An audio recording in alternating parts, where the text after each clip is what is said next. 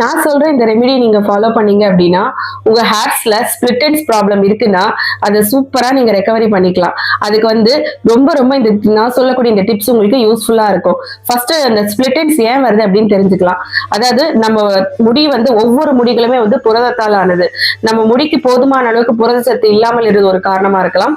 அப்படி இல்லை அப்படின்னா நீங்க முடியோட எண்ணெய் வரைக்கும் வேர்க்கால்கள்ல இருந்து முடியோட அந்த கடைசி வரைக்கும் நீங்க வந்து எண்ணெய் வச்சு வர பழக்கம் இல்லாமல் இருக்கலாம். இது ஒரு காரணமா இருக்கலாம்.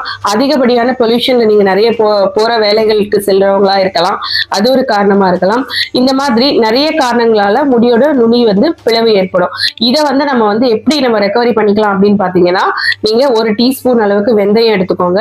அதே அளவுக்கு ஒரு டீஸ்பூன் அளவுக்கு துவரம் பருப்பு எடுத்துக்கோங்க. அதோட கசகசா ஒரு டீஸ்பூன் எடுத்துக்கோங்க. அதோட 4 பூந்தி கொட்டை, நாட்டு மருந்து கடைகள்ல கிடைக்கும். உங்களுக்கு ஷாம்பூ எல்லாம் பண்றதுக்கு மிக முக்கியமான பொருள் இந்த பூந்தி கொட்டை. இதோட வந்து பாத்தீங்கன்னா ஒரு கைப்பிடி அளவுக்கு கருவேப்பிலை, 2 நெல்லிக்காய், இது எல்லாத்தையும் போட்டு 1 மணி நேரம் வந்து நீங்க தண்ணியில ஊற வச்சிருங்க.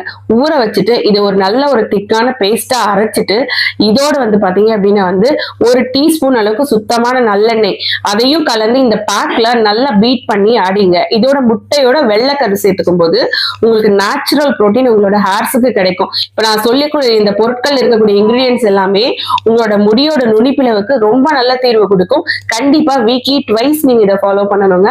ட்ரை பண்ணி பாருங்க. ஈஸியா உங்களோட ஸ்பிளிட் எண்ட்ஸ்ல இருந்து நீங்க தப்பிச்சுக்கலாம். Thank you so much.